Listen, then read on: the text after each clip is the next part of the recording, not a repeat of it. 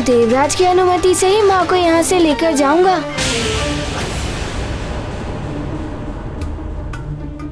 मुझे तुमसे सहानुभूति है बालक, किंतु इस बात का ज्ञात है कि देवराज अंजना को यहाँ से जाने की अनुमति कभी नहीं देंगे, क्योंकि मैं तुम्हें इंद्रदेव तक पहुंचने ही नहीं दूंगी और तुम्हें 5 दिनों तक उलझाए रखने के लिए एक सेवक ही पर्याप्त है।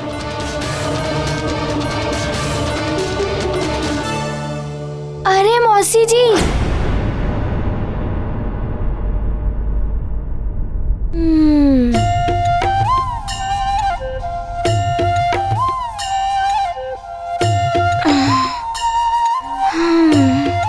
ये अतिथि गृह तो बड़ा ही सुंदर है, किंतु माँ के बिना ये गृह की सुंदरता व्यर्थ ही है। माँ दर्शन का मिलानंद, पुलकित है हनुमत का मन। सरल हृदय से पूछा प्रश्न, उर्वशी छुपा रही विष का दंश। बाल हृदय ये जान न पाया, मित्र भेष में शत्रु आया। छल कपट का नहीं कोई ज्ञान, निश्चल अबोध है हनुमान। अब सबसे पहले तो ये ज्ञात करना होगा कि देवराज इंद्र कब लौटेंगे और मैं उनसे कहाँ मिल पाऊंगा। मैं तब तक कुछ और सोचता हूँ।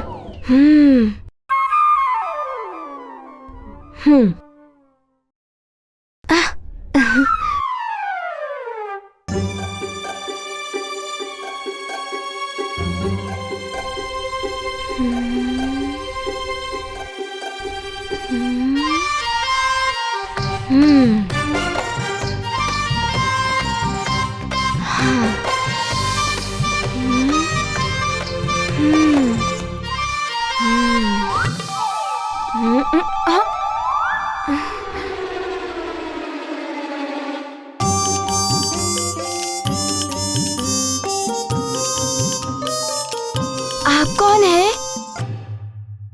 मैं सेवक हूँ। मैं आपको स्वर्ग का भ्रमण कराने के लिए आया हूँ। किंतु मैं यहाँ भ्रमण करने नहीं, माँ को लेने आया हूँ। क्या आप बता सकते हैं देवराज इंद्र कब लौटेंगे और मेरी उनसे कहाँ पर भेंट हो सकती है? मैं तो सेवक हूँ, कौन कहाँ आ जा रहा है इस बात की सूचना मुझे तो नहीं मिलती। किंतु यदि आप हमारे साथ स्वर्ग भ्रमण के लिए चलें तो हो सकता है कि कहीं आपकी देवराज के साथ भेंट हो जाए। हाँ, ये हो सकता है। कदाचित इसी प्रकार देवराज से कहीं भेंट हो जाए या उनकी कोई सूचना मिल जाए। क्या सोच रहे हैं? चलेंगे हमारे साथ? हाँ, चलिए। किंतु पहले आप मुझे उसी स्थान पर ले चलिएगा जिस स्थान पर देवराज से मिलने की अधिक संभावना हो। उचित है, आइए।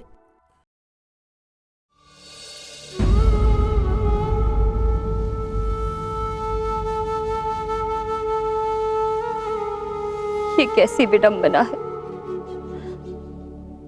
मेरा पुत्र यहाँ स्वर्ग में होते हुए मेरे पास नहीं रह सकता। पुंजिक स्थला, तुम माँ होकर भी अपने पुत्र के जीवन को संकट में क्यों डालना चाहती हो? ये तुम क्या कह रही हो? कैसा संकट? स्वर्ग के नियम कितने कठोर हैं, ये तो तुम्हें ज्ञात है ही। और उर्वशी के हठ को भी तुम जानती हो। देवराज को भी उसकी बातें माननी पड़ती हैं। यदि ऐसे में हनुमान यहाँ से 5 दिन में नहीं गया तो क्या होगा? तो मैं क्या करूं? मुझे तो कुछ समझ में नहीं आ रहा। तुम्हारी पुरानी सखी हूं, इसलिए तुम्हें सतर्क करना मेरा कर्तव्य था। अब तुम्हें क्या करना है और तुम्हारी सहायता कौन कर सकता है, ये तुम्हें ही सोचना होगा।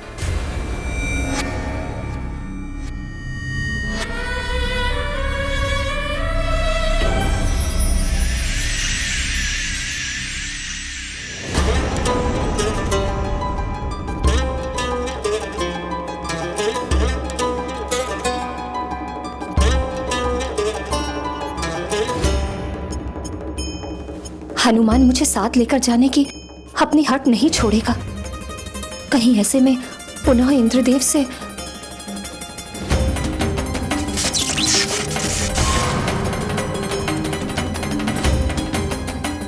नहीं।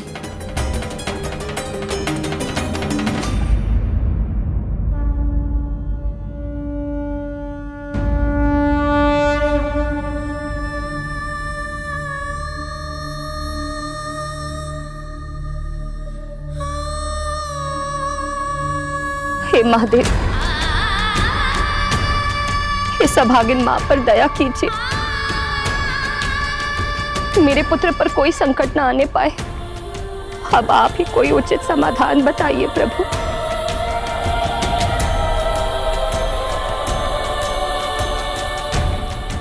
ये देखिए, दूध की नदी लड्डुओं के पर्वत से आती है ये। अरे वाह, दूध की नदी।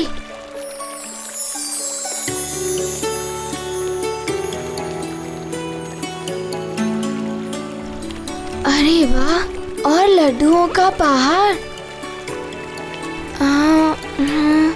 किंतु आप मुझे यहाँ क्यों लाए हैं? अच्छा, देवराज यहाँ प्रतिदिन लड्डू खाने और दूध पीने आते हैं। स्वर्ग में किसी को भूख और प्यास नहीं लगती, किंतु यदि आप चाहें तो आप लड्डू खा सकते हैं, दूध पी सकते हैं। लड्डू तो मुझे अच्छे लगते ही हैं, किंतु माँ के हाथ के बने हुए। वैसे भूख तो मुझे बहुत तीव्रता से लगी है। जब तक मुझे माँ को यहाँ से ले जाने की अनुमति नहीं मिल जाती, तब तक मैं कुछ ना ही खाऊंगा और ना ही पीऊंगा। पुनः सोच लीजिए, स्वर्ग की ये वस्तुएं धरती पर नहीं जा सकती।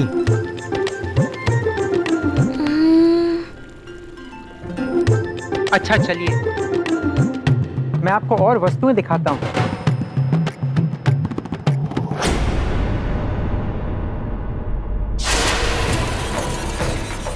बहुत अच्छे सेवक, इसी प्रकार 5 दिनों तक उलझाए रखो हनुमान को।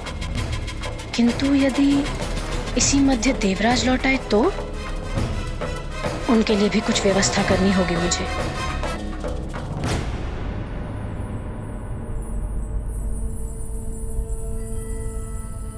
प्रणाम युवराज जयंत।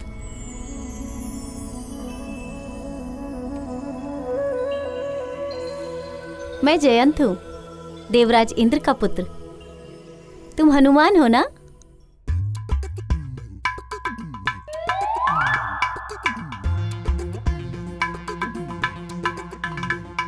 अरे वाह हनुमान, तुम्हारी पूंछ तो बहुत ही सुंदर है। जयंत भैया, ये मेरी सखा है। अच्छा हुआ जयंत भैया, आप मुझे मिल गए। मुझे आपके पिताश्री से मिलना है। क्या आप बता सकते हैं कि आपके पिताश्री कहाँ हैं? पिताश्री से भी भेंट कर लेना, लेकिन अभी तो तुम्हें माताश्री ढूंढ रही हैं। माँ, मैं अपनी माँ से मिल सकता हूँ? मैं अपनी माता की बात कर रहा हूँ। मेरी माँ तुम्हें ढूंढ रही है। चल रहे हो ना मेरी माँ के पास?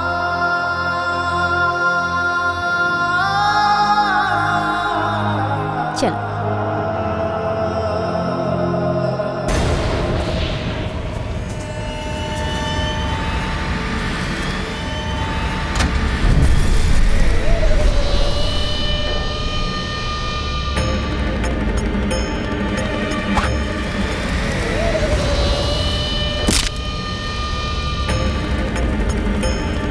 नहीं,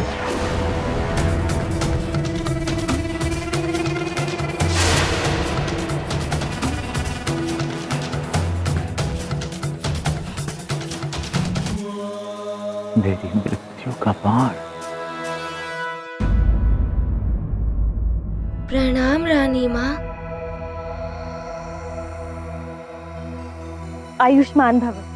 आओ पुत्र हनुमान, देखो हमने तुम्हारे लिए विशेष प्रकार के व्यंजन बनवाए हैं।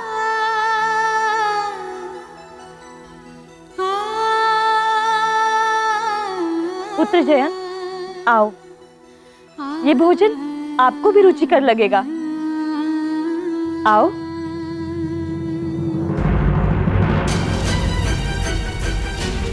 ये क्या है माँ?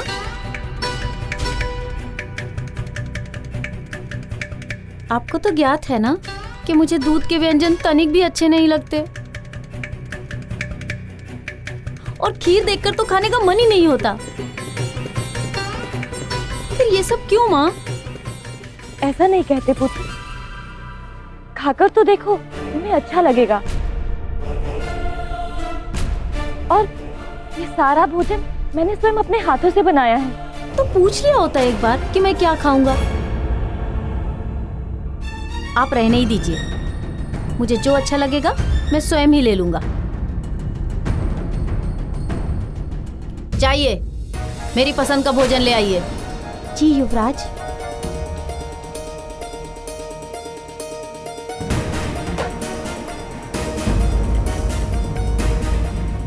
पुत्र हनुमान, तुम तो मेरे हाथों से बना हुआ भोजन ग्रहण कर लोगे ना? महारानी माँ, माँ के हाथों में अमृत होता है। माँ के हाथों का बनाया हुआ भोजन सारे संसार में रुचिकर होता है। मैं आपके भोजन का अनादर नहीं कर सकता।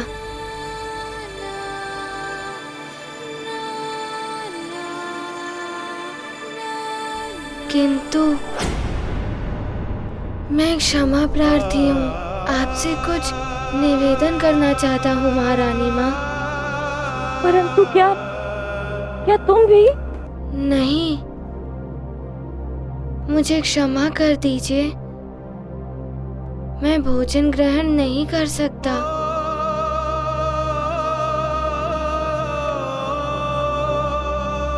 इसलिए नहीं कि ये भोजन रुचिकर नहीं है। आपने भी मेरी माँ के भांति प्रेम से ये भोजन बनाया है हम दोनों के लिए।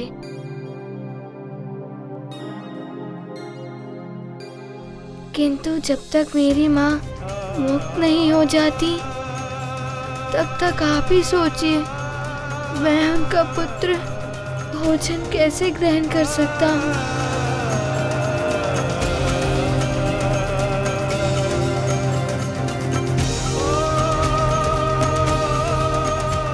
मैं एक निवाला भी नहीं खा सकता। जब तक माँ मुक्त नहीं हो जाती, तब तक मेरा किसी कार्य में ध्यान भी नहीं लग सकता। प्रेम भाव से जो भी बनाती, माँ भोजन में अमृत मिलाती।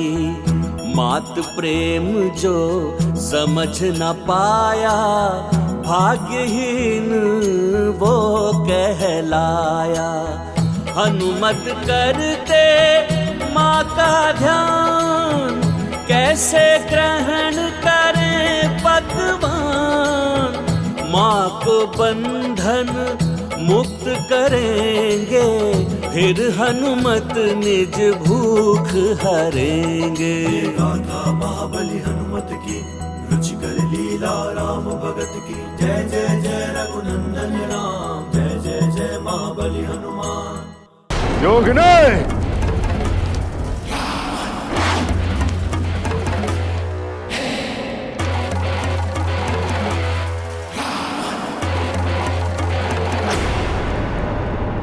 योगिनी, मैंने फिर से वही स्वप्न देखा, वही पूछ, जलती हुई लंका। क्या है स्वप्न का अर्थ योगिनी?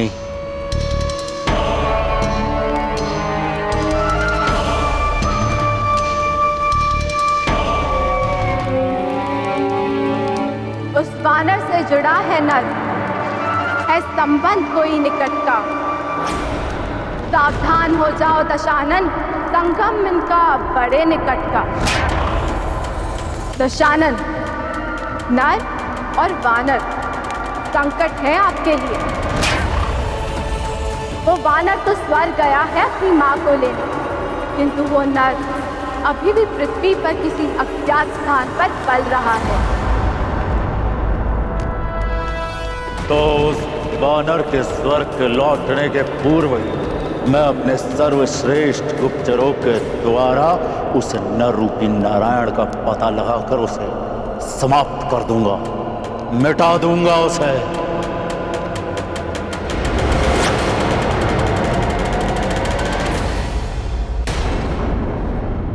मातृ प्रेम की ऐसी भावना स्वर्ग में तो ऐसी भावना दिखाई ही नहीं देती। माँ, आपके बनाए हुए भोजन का अनादर करके मैंने बड़ी ही भूल की है। मुझे क्षमा कर दीजिए। नहीं पुत्र,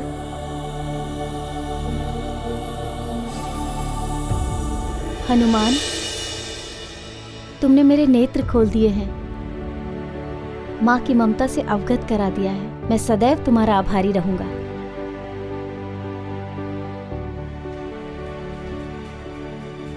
तुम्हारे जैसे पुत्र की कामना तो हर माँ करती है हनुमान।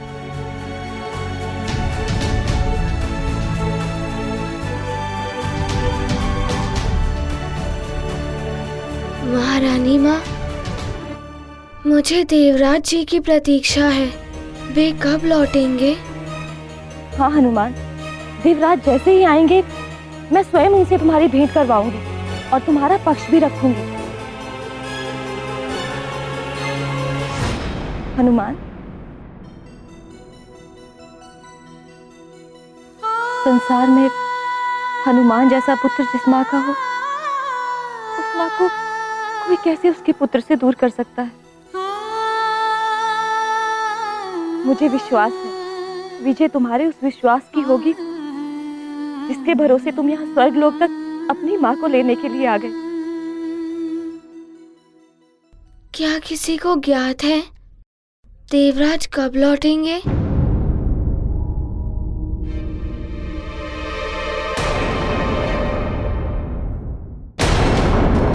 क्या बात है उर्वशी, आज बड़ा सच सवर रही हो। बहुत दिनों से कहीं भ्रमण पर नहीं, नवग्रहों की बिगड़ी दशा, प्रलय का भय, यही सब चल रहा था ना। आज मन हुआ कि कहीं निकला जाए। अच्छा, अकेले ही या?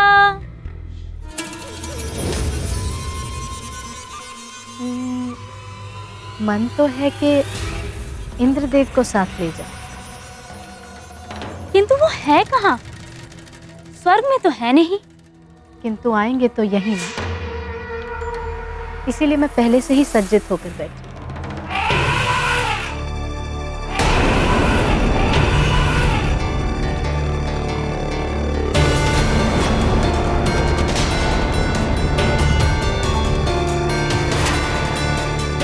वाह, बड़ा सच्चा है तुम्हारा प्रेम। उन्हें स्मरण किया और वो आ गया। कहीं ऐरावत की चिंगाड़ हनुमान के कानों तक ना पहुंच गई हो।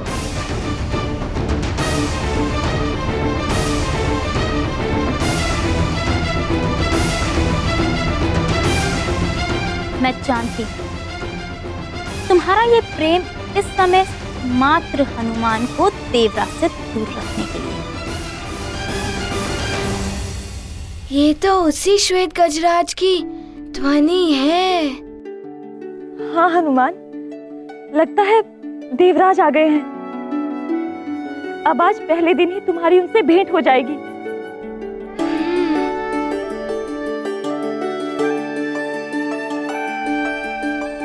माँ,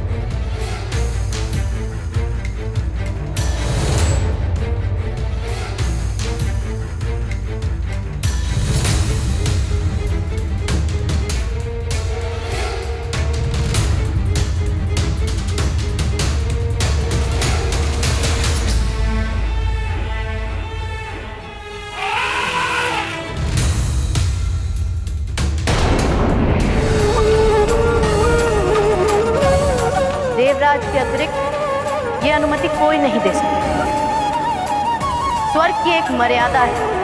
मृत्यु और सद्गति के बिना कोई भी मनुष्य यहाँ 5 दिन से अधिक नहीं रह सकता।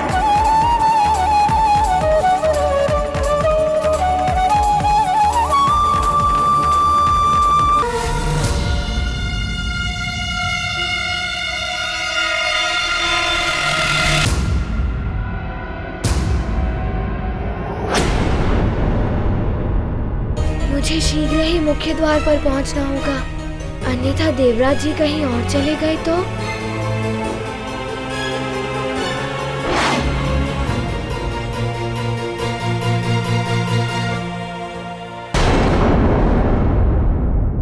प्रणाम देवराज। आपकी प्रतीक्षा में तो मेरे नयन ही बोझिल हो गए। अच्छा, तो वो तुम हो। देवर्षि नारद ने बताया था कि स्वर्ग द्वार पर कोई मेरी प्रतीक्षा कर रहा है। देवराज इंद्र, स्वर्गलोक में आपकी कोई प्रतीक्षा कर रहा है। आप शीघ्र ही स्वर्गलोक पहुंचिए। मुझे तनिक भी आभास नहीं था कि द्वार पर तुम मेरी प्रतीक्षा कर रही होगी, वो भी ऐसे रूप श्रृंगार में, मोहिनी भाव भंगिमा के साथ। देवराज, आपकी प्रतीक्षा में तो मेरे नयन द्वार पर ही टिके रहते हैं। आपके बिना ये स्वर्गलोक भी मुझे सूना सूना सा लगता है।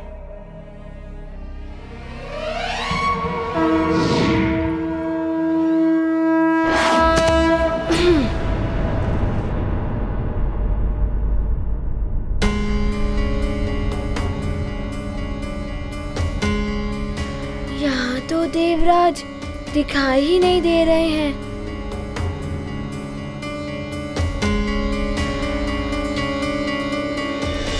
क्या हुआ हनुमान, तुम यहाँ क्या कर रहे हो? प्रणाम। मैंने ऐरावत की चिंगारने की ध्वनि सुनी थी। क्या देवराज आए हैं क्या? कहाँ है वो? हाँ, देवराज आए होंगे, किंतु वो इस द्वार से नहीं आते। ये मुख्य द्वार तो केवल बाहर के आने जाने वालों के लिए। शीघ्र बताइए, वो कौन से द्वार से आए होंगे? स्वर्ग में अनेक द्वार हैं। वैसे तो देवराज अधिकांशतः बाएं तरफ वाले दिव्य द्वार से ही आते हैं, किंतु कभी कभी वो वर्धमान द्वार से भी आते हैं, जो कि स्वर्ग के दूसरी ओर स्थित है। तो ठीक है, मैं एक एक करके दोनों द्वारों को देख लेता हूँ। प्रणाम।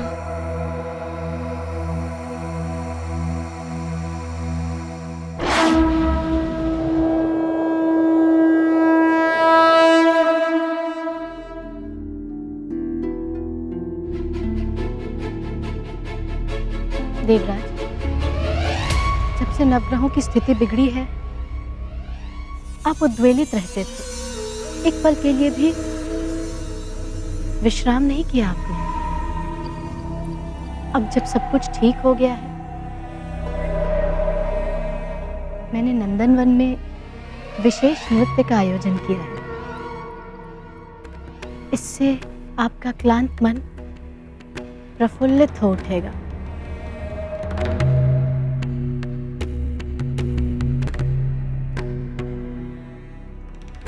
बहुत ध्यान रखती हो ना मेरा। तुम्हारा नृत्य तन मन की शिथिलता दूर करके नई स्फूर्ति भर देता है।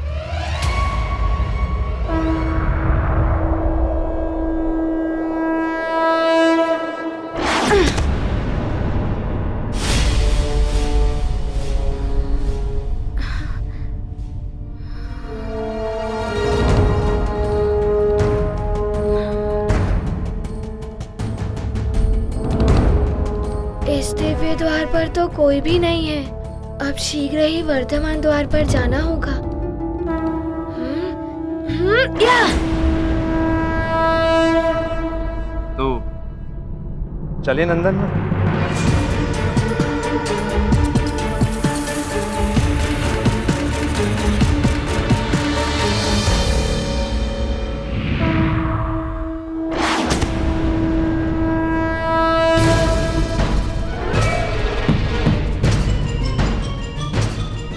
पर भी कोई नहीं है। कहीं ऐसा तो नहीं मेरे आने से पूर्व वो कहीं और चले गए? कुछ समझ नहीं आ रहा है कि मैं क्या करूं।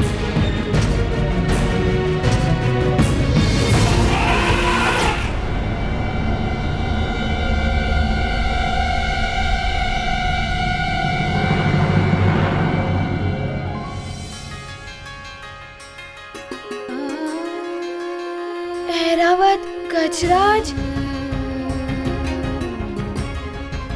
ऐरावत!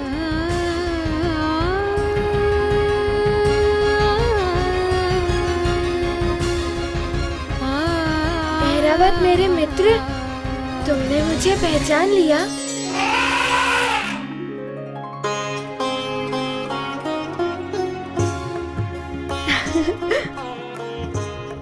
ऐरावत मित्र, मैं स्वर्ग में अपनी माँ को ले जाने के लिए आया हूँ, किंतु देवराज की अनुमति के बिना मैं उन्हें ले जा नहीं सकता।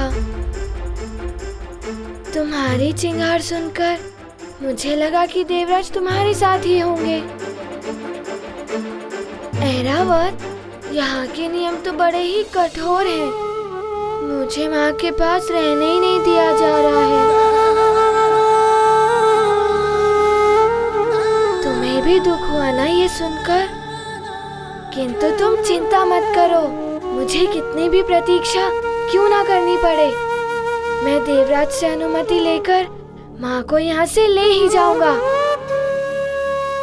किंतु गजराज, क्या तुम मुझे देवराज के पास ले जा सकते हो?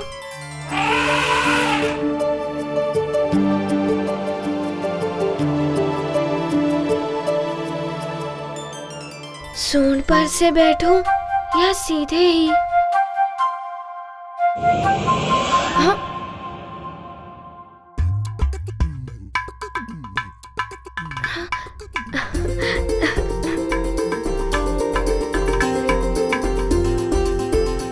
धन्यवाद मित्र ऐरावत।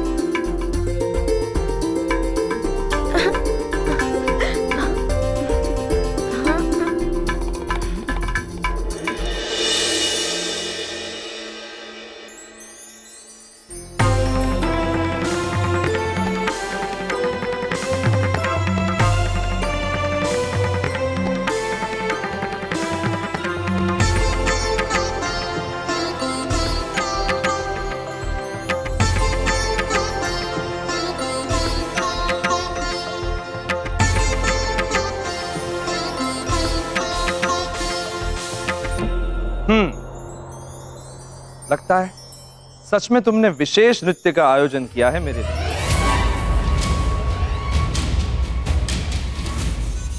विराजिए।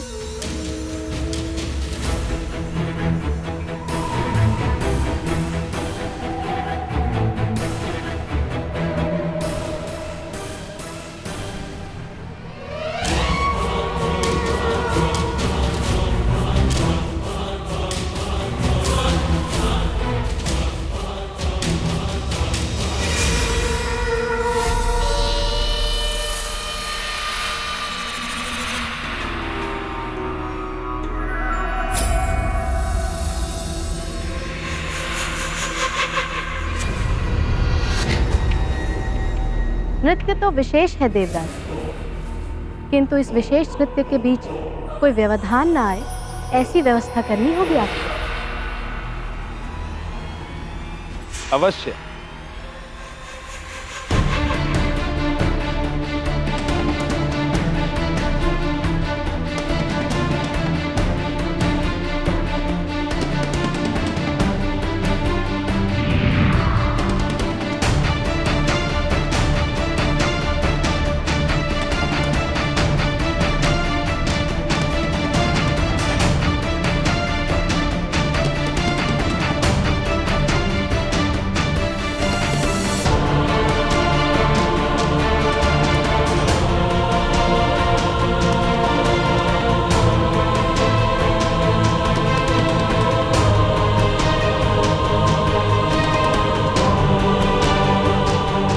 उर्वशी, जो तुमने चाहा हमने कर दिया।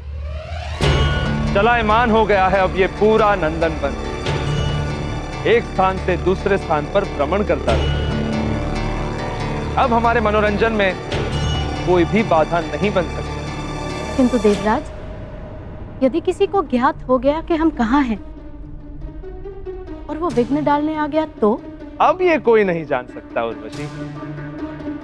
मात्र मेरे सिंहासन पर बैठकर ये ज्ञात हो सकता है कि इस समय नंदनवन कहाँ है। और मेरे सिंहासन पर तो केवल मैं ही बैठ सकता हूं, स्वयं देवराज इंद्र, जो इस समय तुम्हारे समक्ष। उर्वशी, शीघ्र ही अपना नृत्य आरंभ करो।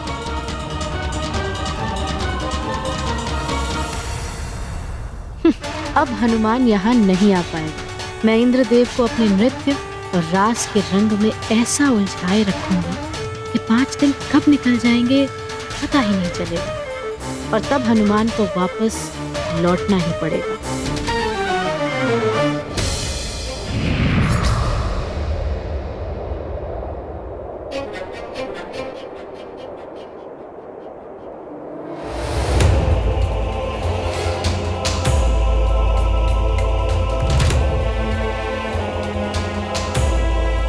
सूर्यदेव तो अस्ताचल की ओर जा रहे हैं और चंद्रदेव तो उदय होने को हैं। क्या करूं? ए मित्र ऐरावत, शीघ्र चलो ना। यदि दूसरा दिवस भी निकल गया तो मात्र 3 दिवस ही बचेंगे, किंतु मुझे माँ को ले जाने के लिए उनकी अनुमति भी लेनी है। जब तक तुम मेरे साथ हो, मुझे आशा है कि तुम हो तो मेरी देवराज इंद्र से शीघ्र भेंट होगी।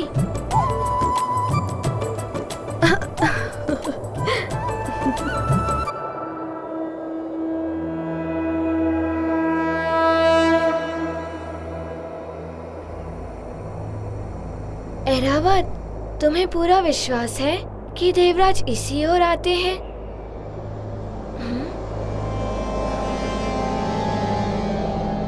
किंतु यहाँ तो कुछ दिखाई भी नहीं दे रहा है।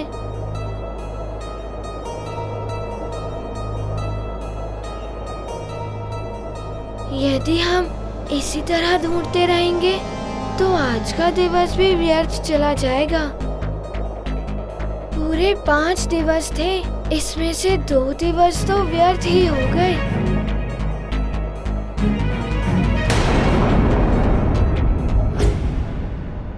क्या हुआ ऐरावत मित्र, रुक क्यों गए? क्या आप बता सकते हैं देवराज इंद्र कहाँ है? देवराज अभी जिस स्थान पर हैं, वो चलायमान रहता है। देवराज की इच्छा अनुसार अपना स्थान परिवर्तित करता रहता है। तुम उन तक नहीं पहुंच पाओगे। अगर उन तक पहुंचना है तो सीधे राजभवन चले जाइए। वो जब भी स्वर्ग लौटते हैं, एक बार राजभवन अवश्य जाते हैं।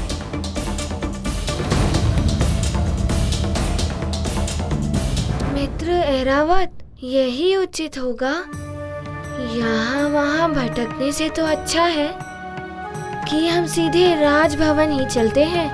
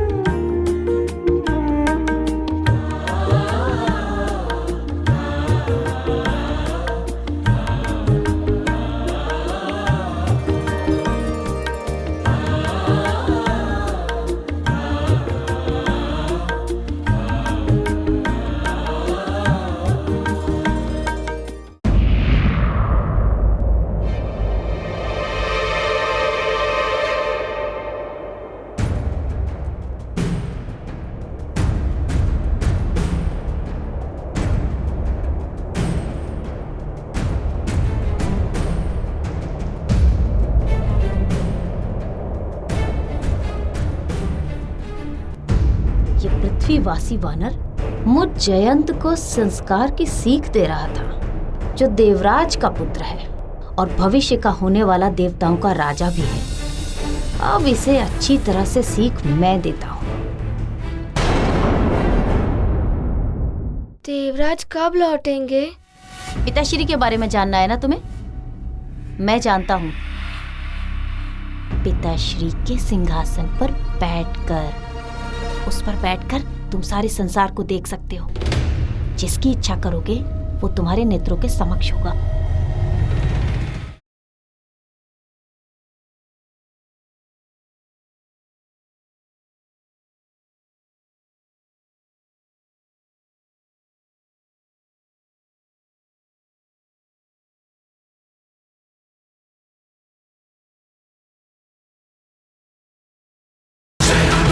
ज्ञान गुण सागर जय कपीस तिहुरो उजागर।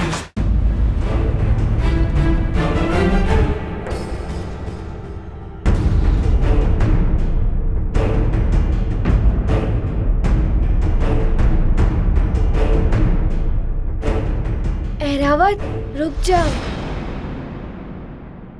जयंत भैया, देवराज जी आए हैं क्या?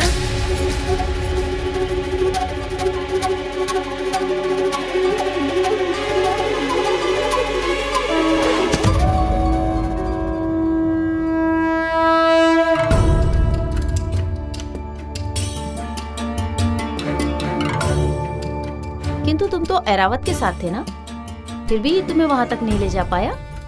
ऐरावत ने प्रयास तो किया, किंतु देवराज जहाँ थे वहाँ के रक्षक ने कहा कि देवराज जहाँ है वो स्थान चलायमान है, वो बदलता ही रहता है। पिताश्री के बारे में जानना है ना तुम्हें? मैं जानता हूँ उनके बारे में कैसे ज्ञात किया जा सकता है। सत्य? तो बताइए ना, उनके बारे में कैसे ज्ञात किया जा सकता है? पिताश्री के सिंहासन पर बैठकर, उस पर बैठकर तुम सारे संसार को देख सकते हो। जिसकी इच्छा करोगे वो तुम्हारे नेत्रों के समक्ष होगा।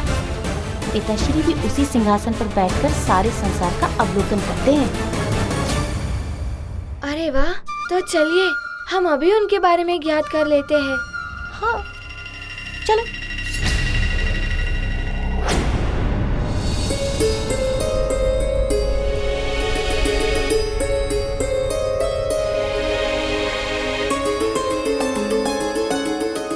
मुझे अविलंब उनके पास जाना चाहिए।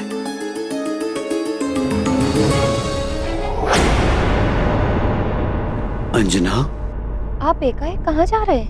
मैं मतंग ऋषि के पास जा रहा हूँ। वो त्रिकालदर्शी हैं। वही बता सकते हैं कि हनुमान को आने में इतना विलंब क्यों हुआ। और उन्होंने यहाँ से जाते समय कहा था कि हनुमान के साथ लक्ष्मी आ रही है। उनके ये कहने का अर्थ क्या था, ये भी ज्ञात कर लूंगा। किंतु यदि आप यहाँ से चले गए और यहाँ कोई उपद्रव हो गया तो? महाराज प्रणाम। प्रणाम महारानी जी। ज्ञात हुआ है कि सुमेरु के वनों में शांति छा गई है और वहां राक्षसों के हलचल की कोई सूचना नहीं मिली है। ऐसा लगता है कि जैसे सारे राक्षस वापस लौट गए हैं। अब सुमेरु पर राक्षसों का संकट दिखाई नहीं पड़ता। मंत्री जी, झंझावात से पहले सब शांत हो जाता है। बड़ा संकट बिना किसी हलचल के आता है। ये कहीं कुछ ऐसे ही संकट का संकेत तो नहीं?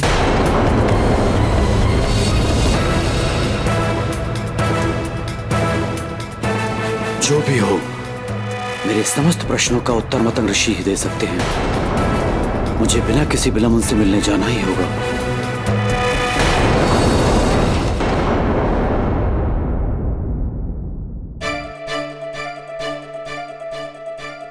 जयंत भैया, शीघ्र चलिए ना, हम देखते हैं कि देवराज कहाँ है। हनुमान, मैं तो देवसभा में जा सकता हूँ, किंतु ये रक्षक तुम्हें नहीं जाने देंगे। वो आप मुझ पर छोड़ दीजिए, आप जाइए, मैं वहाँ स्वयं आ जाऊंगा।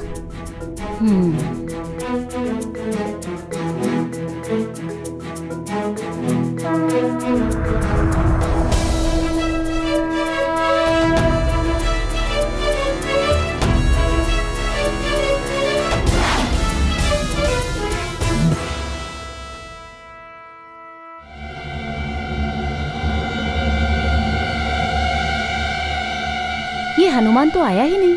अरे जयंत भैया, मैं यहाँ हूँ। हाँ? अरे यहाँ सिंहासन के समीप।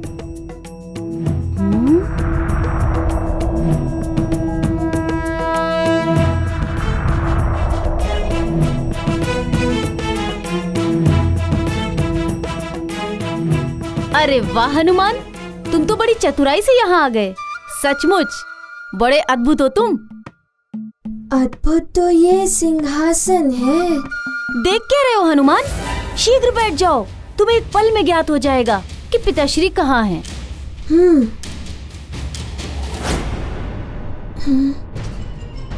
कहीं ऐसा तो नहीं कि देवराज के सिंहासन पर उनकी अनुमति के बिना बैठकर मैं कुछ अनुचित कर रहा हूँ।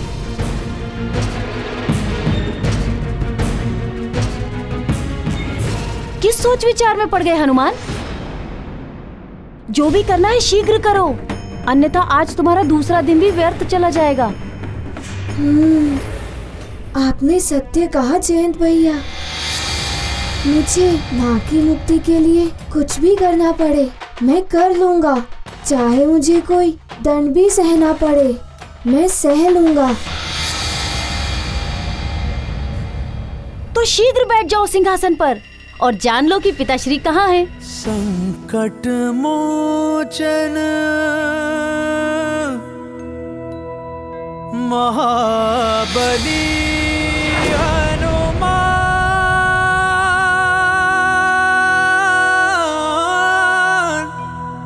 महाबली हनुमान।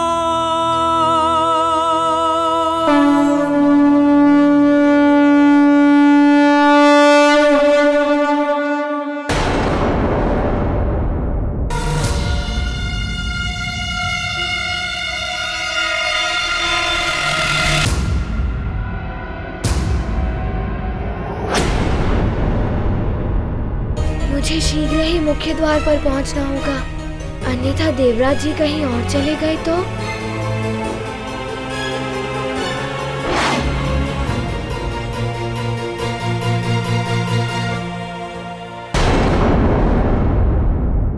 प्रणाम देवराज। आपकी प्रतीक्षा में तो मेरे नयन ही बोझिल हो गए। अच्छा, तो वो तुम हो। देवर्षि नारद ने बताया था कि स्वर्ग द्वार पर कोई मेरी प्रतीक्षा कर रहा है। देवराज इंद्र, स्वर्गलोक में आपकी कोई प्रतीक्षा कर रहा है। आप शीघ्र ही स्वर्गलोक पहुंचिए। मुझे तनिक भी आभास नहीं था कि द्वार पर तुम मेरी प्रतीक्षा कर रही होगी, वो भी ऐसे रूप श्रृंगार में।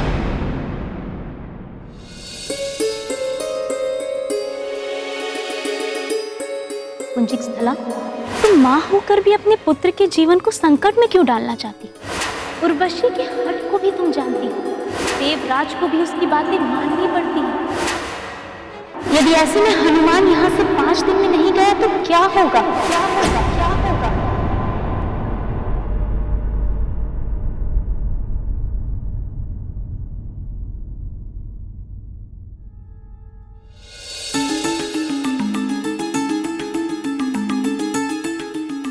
सत्य कह रही है, कहीं हनुमान किसी संकट में पड़ गए तो। आज दूसरा दिन व्यतीत हो रहा।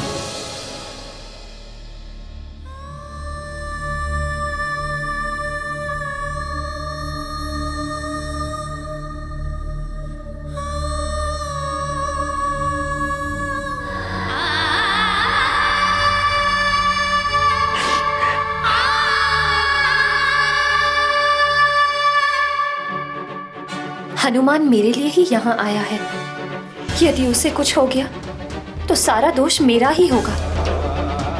कोई अनर्थ हो उससे पहले ही मुझे उसे वापस भेजना होगा। शीघ्र बैठ जाओ सिंहासन पर और जान लो कि पिताश्री कहाँ हैं।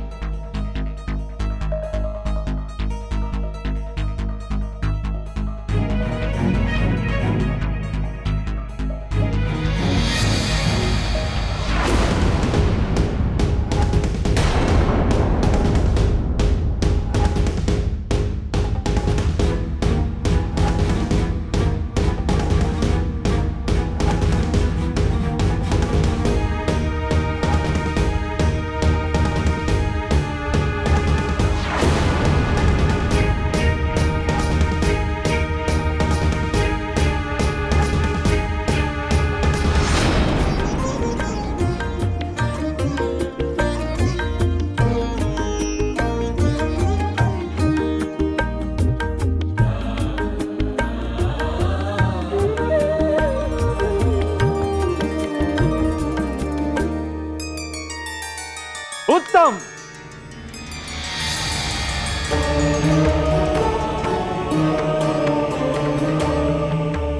अति उत्तम। उर्वशी, आज तो तुम्हारा नृत्य अद्भुत था। तुम्हारी थिरकन, तुम्हारी मोहक भंगिमाएं, मेरा तो रोम रोम पुलकित हो उठा। तो फिर मेरा पुरस्कार? तुम्हें जो सबसे प्रिय हो तो मांग लो उर्वशी। देवराज, मुझे तो मेरे प्रियतम का ही साथ सबसे प्रिय है। मैं आपके साथ नंदनवन में कुछ और समय व्यतीत करना चाहती हूँ। यही होगा मेरा पुरस्कार। जैसी तुम्हारी इच्छा प्रिय। आओ।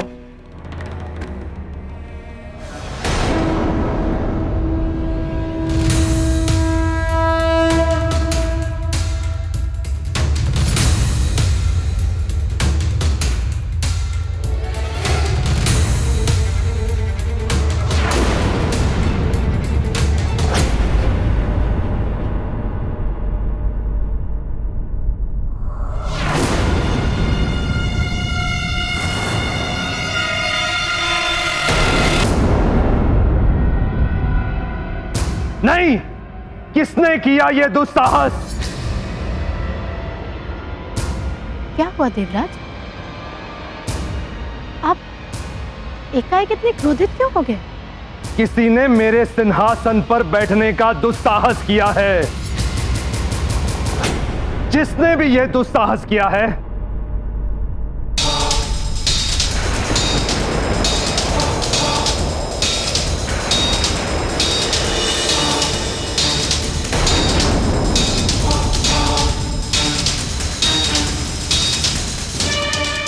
उस पर मेरे वज्र का प्रहार होगा। वध कर दूंगा मैं उसका। इंद्रासन पर बैठने का दंड तो उसे भोगना ही होगा।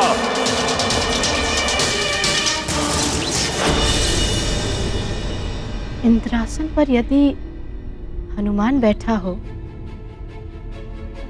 तो आनंद आ जाए।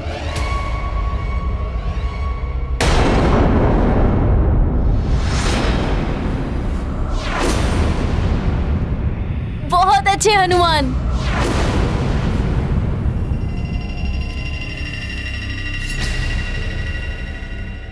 मुझे शीघ्र देवराज को देखना है कि वो कहाँ है। चंद्रिया!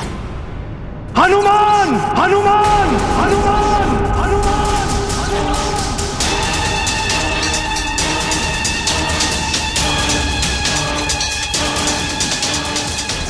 पिताश्री,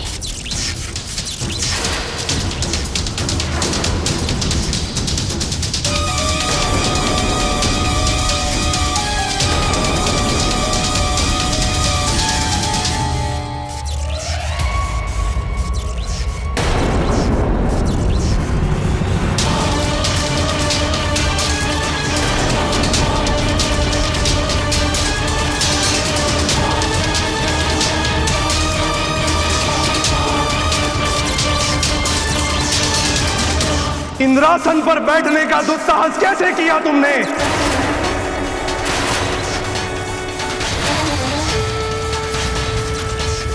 ये स्वर्ग के अधिपति का सिंहासन है, बालकों के खेलने का खिलौना नहीं। इस दुस्साहस का दंड तो तुम्हें भोगना ही होगा।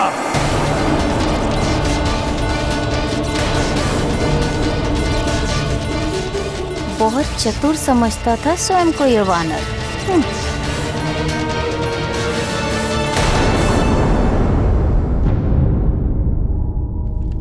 इस बार तो वो वानर बालक बच गया, परंतु अगली बार मैं उसे जीवित नहीं छोड़ूंगा।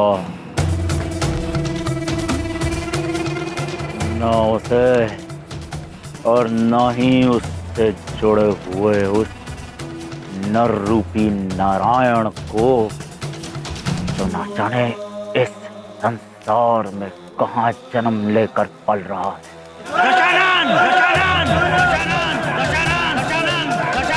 शांत!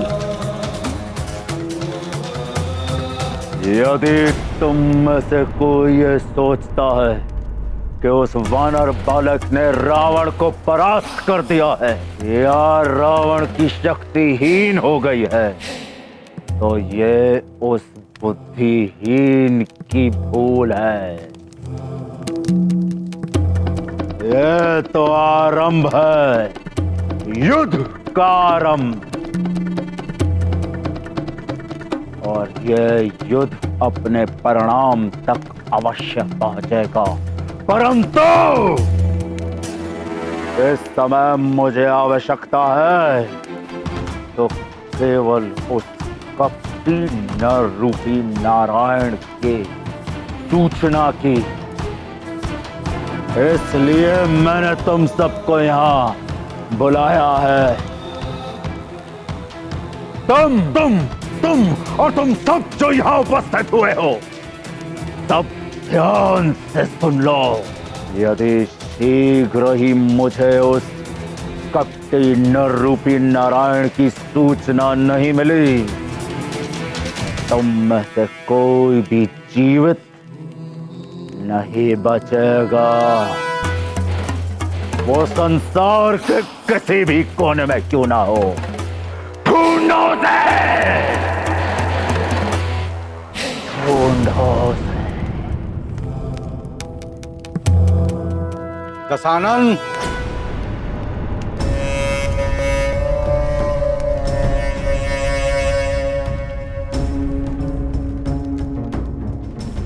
प्रणाम श्वशुर। मैं जानता हूं उस नर रूपी नारायण को कैसे ढूंढा जाए। दशानन, मैं उन योद्धाओं को आपके सामने लाऊंगा जो उस नारायण के नर अवतार को ढूंढ सकते हैं।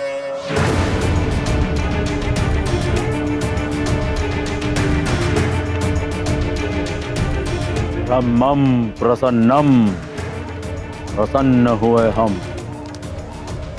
ससुश्री प्रसन्न कर दिया अपने दशानन रावण को।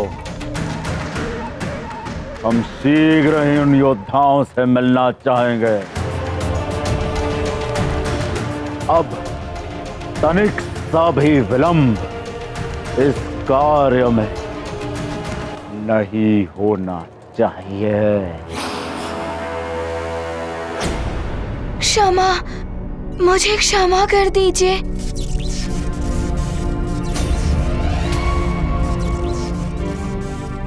मुझे क्षमा कर दीजिए, मुझसे बड़ी भूल हो गई।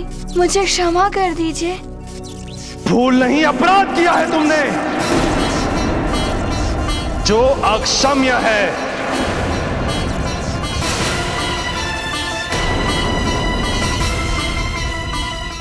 वज्रांग होने का वरदान मैंने दिया है तुम्हें, इसीलिए तुम पर वज्र प्रहार करके अपने वरदान का अपमान नहीं करूंगा मैं। किंतु तुम्हें तो वज्र प्रहार से भी बहुत बड़ा दंड मिलना चाहिए। से भी बहुत बड़ा दंड मिलना चाहिए। बहुत बड़ा दंड मिलना चाहिए। बहुत बड़ा दंड मिलना चाहिए।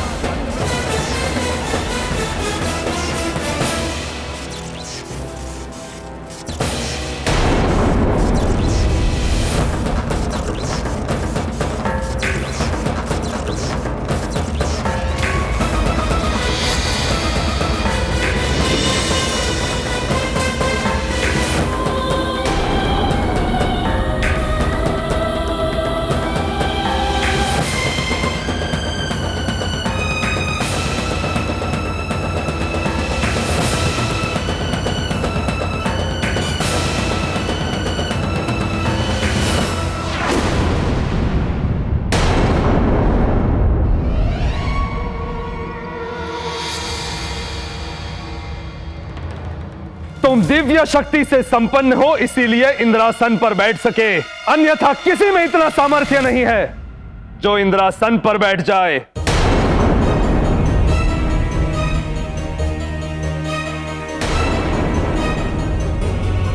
देवराज, सत्य तो यही है कि मुझे ज्ञात नहीं था कि आपके सिंहासन पर बैठना एक अपराध है। अपराध नहीं, महा अपराध है ये, और इस तथ्य से सब परिचित हैं, फिर चाहे वो मेरा पुत्र जयंत ही क्यों ना हो या अन्य कोई बालक।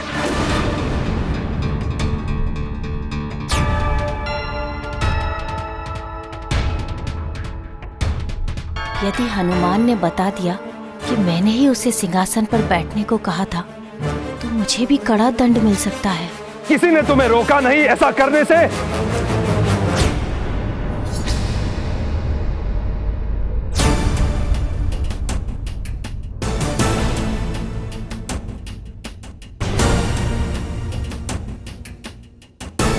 जयंत की ओर मत देखो हनुमान, मेरे प्रश्न का उत्तर दो। क्या सैनिकों ने भी नहीं रोका तुम्हें?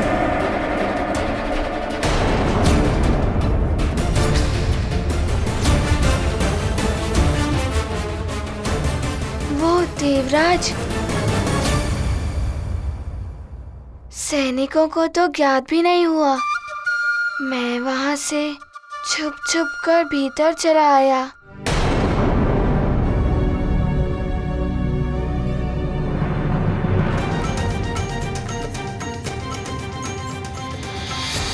अच्छा हुआ इसने मेरे बारे में कुछ नहीं बोला।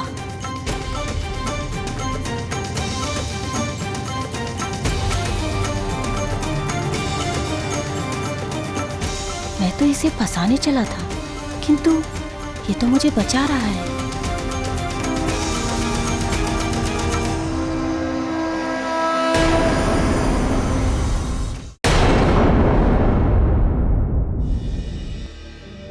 चिंता की कोई बात नहीं केसरी जी, हनुमान तो स्वयं संकट मोचन है।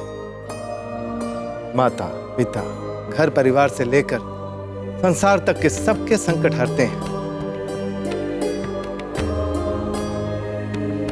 इस समय भी वो किसी अपने के संकट को हरने के प्रयास में लगे हुए हैं।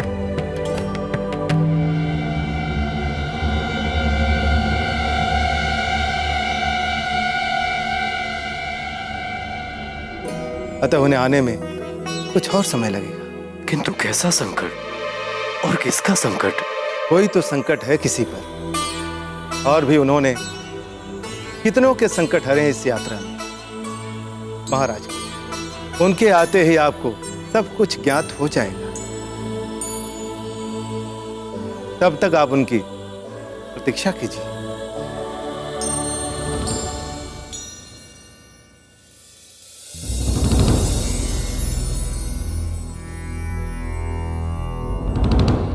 प्रणाम ऋषिवर। हनुमान के आते ही मैं स्वयं ही अपनी सच्चाई बता दूंगी। किंतु सबसे पहले मैं हनुमान का निर्णय तो कर दूं, जो इस भूल का मूल है।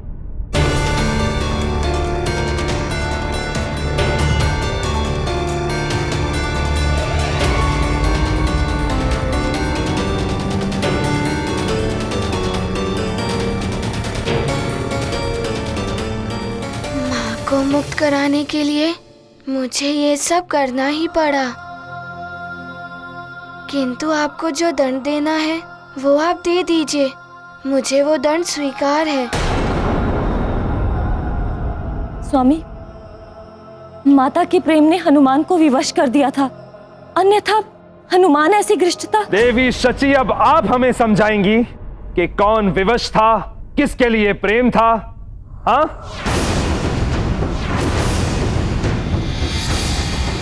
ये कोई साधारण अपराध नहीं है, महा अपराध किया है हनुमान ने। और अब इसका दंड क्या मिलना चाहिए, इसका निर्णय महासभा में ही होगा।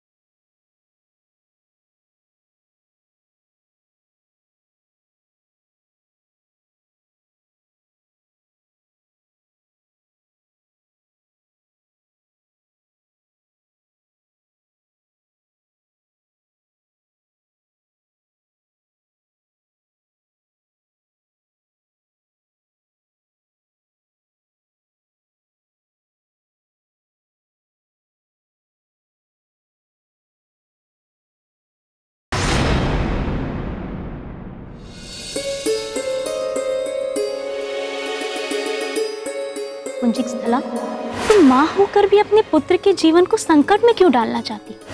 उर्वशी के हट को भी तुम जानती हो, देवराज को भी उसकी बातें माननी पड़ती है।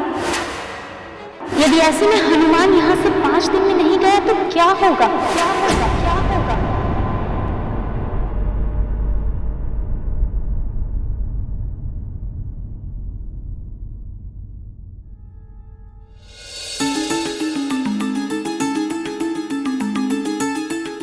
छाया सत्य कह रही है।